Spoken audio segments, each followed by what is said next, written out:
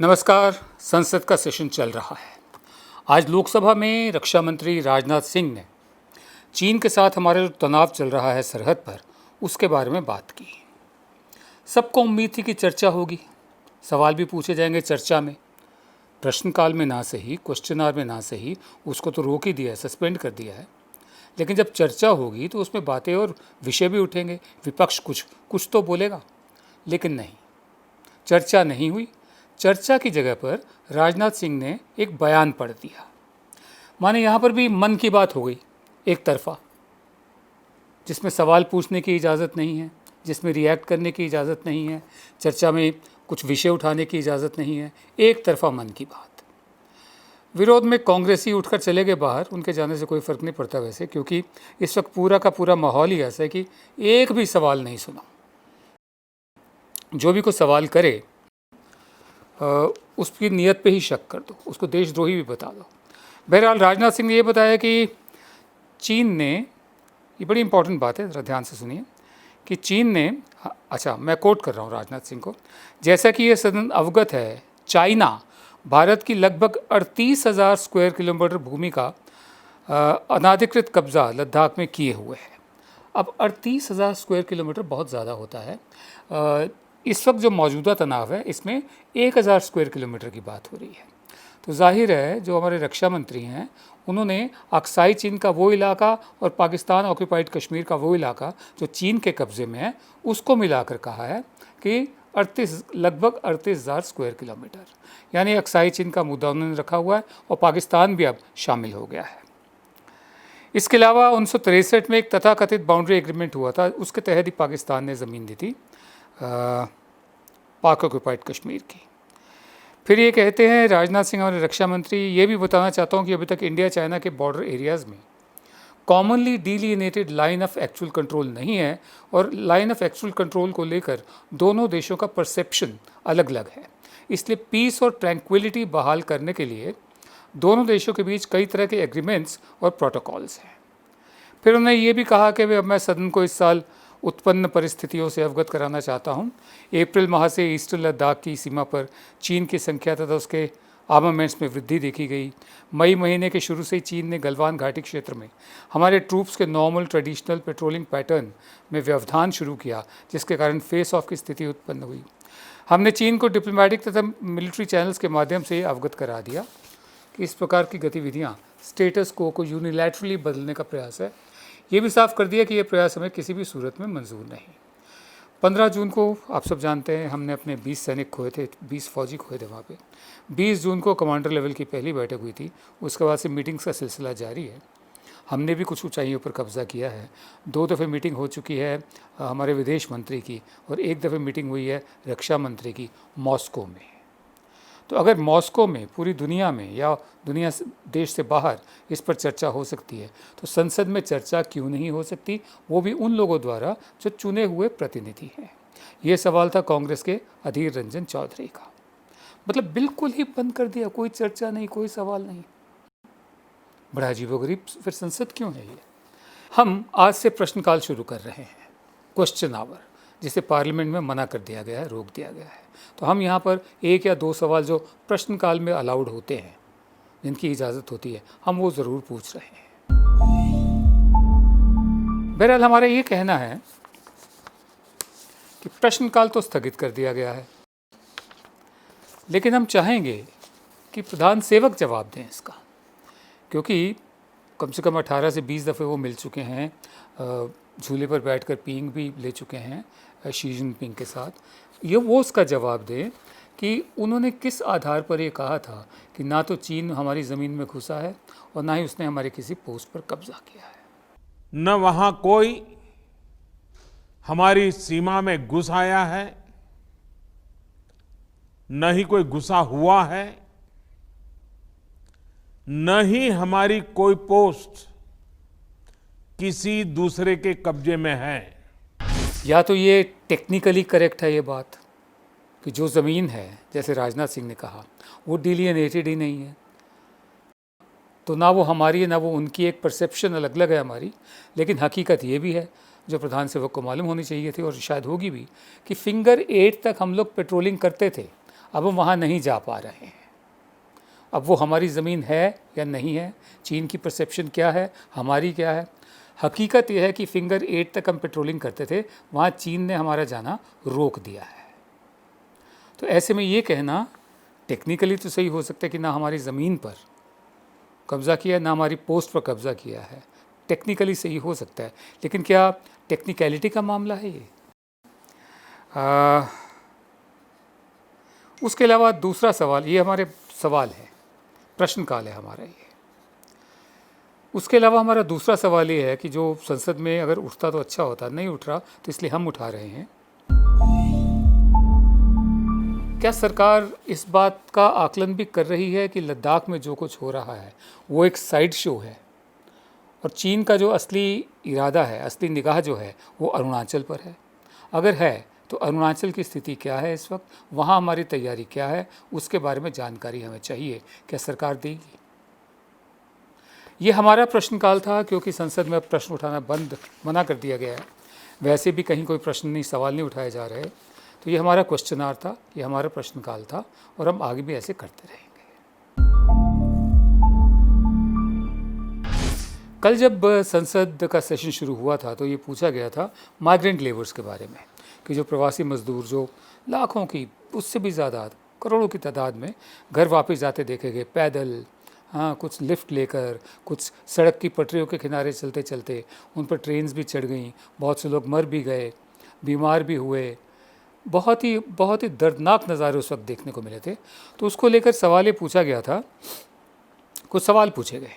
अब क्योंकि सवाल पूछना अलाउड नहीं है, इसलिए ये रिटन आंसर था, ये अनस्टार्ड क्वेश्चन था कि जिसका लिखित में जवाब दिया जाता है। लिखित जवाब जब आता है उसके बाद सप्लीमेंट्री नहीं पूछी जा सकती। ये एक नमूना है कि कितनी अगंभीर है सरकार। सवाल कुछ और पूछा जा रहा है, जवाब कुछ और दिया जा रहा है। उसके अलावा सवाल को जो पूछा जा रहा है उसकी संवेदनहीनता देखिए सरकार की, एक एक लाइन, दो दो लाइन का जवाब, उसके बाद खत्म। पहले संवेदनहीनता की मिसाल, इनसेंसिटिविटी की मिसाल। पहला सवाल पूछा गया, did thousands of migrant labourers die during the lockdown? Lockdown के दौरान न सिर्फ वापस जाते वक्त, जहाँ जहाँ पर थे भी, क्या हज़ारों मजदूरों की मौत हुई है? जवाब आया है, no such data is available. ऐसी कोई सूचना हमारे पास नहीं है। दूसरा सवाल,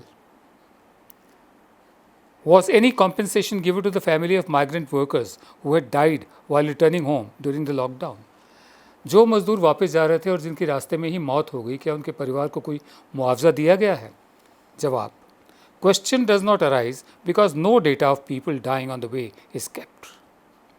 सवाल ही पैदा नहीं होता क्योंकि जो लोग रास्ते में मर गए उनका कोई डेटा हमने रखा ही नहीं।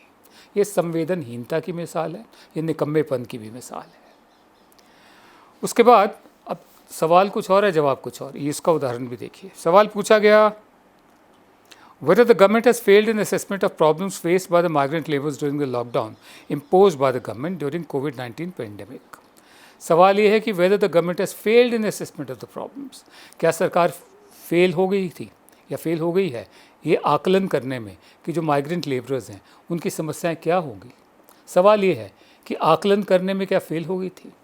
जवाब ये आता है, India as a nation has responded through central government, state governments, local bodies, self help groups, resident welfare associations, medical professionals, sanitation workers, as well as large number of genuine and bonafide non governmental organisation in nations fight against the unprecedented human crisis. सवाल यह है कि सरकार का आकलन क्या गलत साबित हुआ या सरकार फेल साबित हुई। जवाब ये मिल रहा है कि पूरे भारत ने सही जवाब दिया है, केंद्र सरकार के ज़रिए, राज्य सरकारों के ज़रिए, लोकल बॉडीज़ के ज़रिए, सेल्फ हेल्प ग्रुप्स हैं उनके ज़रिए, जो रेजिडेंट वेलफेयर एसोसिएशन है उनके ज़रिए, मेडिकल हेल्थ प्रोफेशनल्स उनके ज़रिए, सैनिटेशन सफाई कर्मचारियों के ज़रिए और NGOs के ज़रिए और गवर्नमेंट ऑर्गेनाइजेशन के ज़रिए भी ये जो जंग है कोविड के ख़िलाफ़, समुचित जवाब उसका दिया जा रहा है, समुचित लड़ाई लड़ी जा रही है। सवाल ये था कि क्या आप आकलन में फ़ेल हुए माइग्रेंट लेबर्स को लेकर? जवाब ये दिया जा रहा है, जिसका आकलन से कोई ताल्लुक ही नहीं है, असेसमेंट से कोई ताल्लुक ही नहीं है। ये नहीं बताया गया कि नहीं हम फेल नहीं हुए, हमारे पास ये असेसमेंट थी, या हाँ हम फेल हुए, या हाँ हम आंशिक रूप से फेल। असेसमेंट का जिक्र ही नहीं, एक भाषण पूरा बता दिया गया है। एक और सवाल देखिए, ये प्रद्युत बोरदोलोई हैं, कांग्रेस के मेंबर हैं, पहले बीजेपी के हुआ करते थे। इनका सवाल ये है कि whether the economic stimulus of rupees 20 lakh crore was actually pumped into the economy and seeking the details if it had been. कि जो 20 लाख करोड़ रुपए का इकोनॉमिक पैकेज अनाउंस किया गया था, इकोनॉमिक एंड कॉम्प्रिहेंसिव पैकेज जो अनाउंस किया गया था, क्या वो वाकई अर्थव्यवस्था में गया है? अगर गया है तो उसकी डिटेल्स हमें दे दीजिए। ठीक है, सवाल ये है कि क्या वो 20 लाख करोड़ वाकई अर्थव्यवस्था में गया है? अगर गया है तो उसका जवाब हमें दे दीजिए, डिटेल्स दे दीजिए। उसके जवाब में minister of state for finance Anurag Thakur हैं, उन्होंने जवाब दिया, the government has announced a special economic and comprehensive package of rupees 20 lakh crore. सरकार ने 20 लाख करोड़ का एक रिलीफ पैकेज अनाउंस किया है। वो तो हमें मालूम है, उसी पे तो सवाल पूछा जा रहा है। Equivalent to 10% of India's GDP, ये भारत के जीडीपी का 10% है। To combat the impact of कोविड-19 पेंडेमिक इन इंडिया, जो कोविड-19 का जो महामारी का असर है उससे मुकाबला करने के लिए। The package includes among others, इस पैकेज में रिलीफ मेजर्स हैं अंडर द प्रधानमंत्री गरीब कल्याण रोजगार अभियान, relief measures for SMEs and MBFCs, increased allocation under MNREGs, interest subvention for Mudra loans, and revamp of viability gap funding scheme for social infrastructure. The implementation of the package is reviewed and monitored regularly. सवाल क्या था, जवाब क्या है? जवाब ये बता रहे हैं कि इतने का पैकेज सरकार ने अनाउंस कर दिया है, इसके तहत इन योजनाओं में इतने पैसे एलोकेट किए गए हैं, और आखिर में कहा है कि इसका क्रियान्वयन जो है, इसकी इम्प्लीमेंटेशन है, वो हमेशा रेगुलरली वो रिव्यू की जाती है और मॉनिटर भी की जाती है। सवाल ये था, सीधा साधा सवाल ये था, whether the economic stimulus of rupees 20 lakh crore was actually pumped into the economy and seeking the details if it had been. क्या ये अर्थव्यवस्था में वाकई गया है? ये प्रावधान की बात नहीं कर रहे हैं कि प्रोविजंस क्या क्या है, क्या अर्थव्यवस्था में वाकई गया है? अगर गया है तो उसकी डिटेल्स दीजिए। जवाब में ये सब बताया गया। हम प्रश्नकाल शुरू कर रहे हैं। जो सवाल पूछे जाने चाहिए थे संसद में, अलाउड नहीं है। पहला सवाल तो ये है कि माइग्रेंट लेबर्स को लेकर कोई डेटा क्यों नहीं है? सरकार का निकम्मापन है, सरकार फेल हुई है, या ज़रूरी ही नहीं समझा गया कि वो तो माइग्रेंट लेबर्स हैं, उनकी जान बहुत सस्ती है, मरते मराते हैं, रास्ते में मरने दो।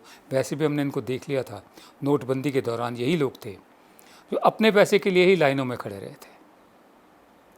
दूसरा सवाल वही सवाल है जो पहले पूछा गया था, इसका जवाब नहीं दिया गया। वो ये है, whether the government has failed in assessment of problems faced by the migrant laborers during the lockdown. क्या सरकार एकदम नाकाम रही है एसेस करने में, आकलन करने में कि वापसी के दौरान, लॉकडाउन के दौरान जो माइग्रेंट लेबर्स हैं उनकी समस्याएं क्या होंगी? ये सवाल हम पूछ रहे हैं, इसका सही जवाब चाहिए, संवेदनहीन नहीं। तीसरा सवाल भी वही सवाल है जो मिनिस्टर से पूछा गया था, क्या 20 लाख करोड़ रुपए का पैकेज वाकई ही, प्रावधान तो अलग है, आपने प्रावधान कर दिया, बता दिया, क्या 20 लाख करोड़ रुपए का पैकेज वाकई अर्थव्यवस्था में गया है? अगर गया है तो उसकी डिटेल्स चाहिए। ये हमारा प्रश्नकाल है। ये संसद का ये सेशन जो है ये चलेगा अभी, 18 दिन का टोटल सेशन है। जहाँ जहाँ ज़रूरी होगा हम एमपीज़ के बिहाफ पर, जनता के बिहाफ पर वो सवाल उठाएंगे जो कायदे से संसद में उठाए जाने चाहिए थे। रोज़ की तरह शो का समापन एक कविता से। आज फैज़ साहब की कविता सुना रहा हूँ, फैज़ अहमद फैज़ की। शायद मैंने पहले सुनाई हो, याद नहीं पड़ता, सुनाई भी हो, मुझे बहुत अच्छी लगी, मौजू भी लग रही है। सुनिए, अर्ज़ किया है, फैज़ साहब कहते हैं, अब क्यों उस दिन का जिक्र करो जब दिल टुकड़े हो जाएगा। अब क्यों उस दिन का जिक्र करो जब दिल टुकड़े हो जाएगा, और सारे गम मिट जाएंगे, जो कुछ पाया खो जाएगा। जो मिल न सका वो पाएंगे, ये दिन तो वही पहला दिन है, जो पहला दिन था चाहत का, हम जिसकी तमन्ना करते रहे और जिससे हरदम डरते रहे। ये दिन तो कितनी बार आया, 100 बार बसे और उजड़ गए, 100 बार लुटे और भर पाया। अब क्यों उस दिन की फ़िक्र करो जब दिल टुकड़े हो जाएगा और सारे गम मिट जाएंगे। तुम खौफ व ख़तर से दर गुज़रो, खौफ और ख़तरे से निकलो। तुम खौफ और ख़तर से दर गुजरो, जो होना है सो होना है। अगर हंसना है तो हंसना है, अगर रोना है तो रोना है। तुम अपनी करनी कर गुजरो, तुम अपनी करनी कर गुजरो, जो होगा देखा जाएगा। नमस्कार।